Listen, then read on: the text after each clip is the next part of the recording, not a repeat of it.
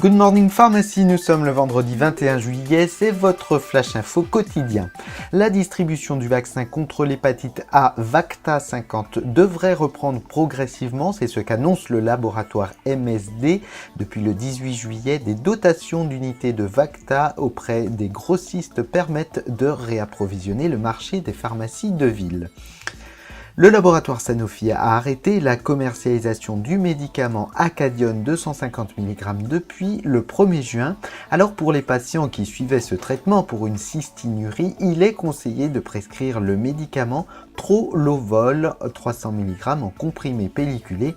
Trolovol peut être pris en relais d'Acadione sans interruption de traitement. Trolovol est commercialisé par le laboratoire RM Pharma. Il est indiqué chez l'adulte et l'enfant de plus de 6 ans.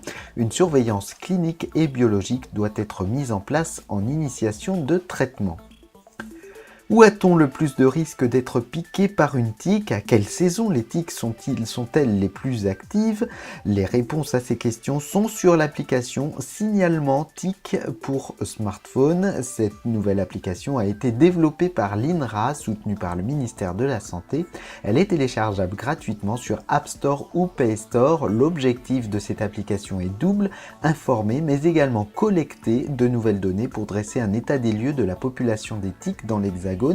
Et pour cela, les promeneurs sont invités à déclarer leur piqûre de tique en précisant le lieu et les conditions.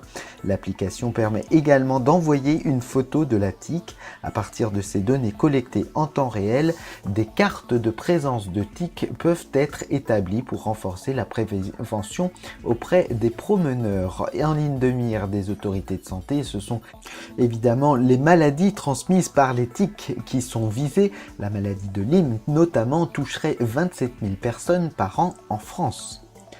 Votre avis sur les publicités des médicaments intéresse l'ANSM. L'agence souhaite en effet simplifier et recentrer les messages de sécurité dans les spots publicitaires audiovisuels pour qu'ils soient mieux entendus et compris par les consommateurs.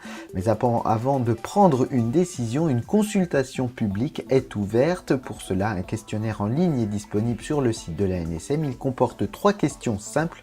Les réponses sont à retourner avant le 20 septembre.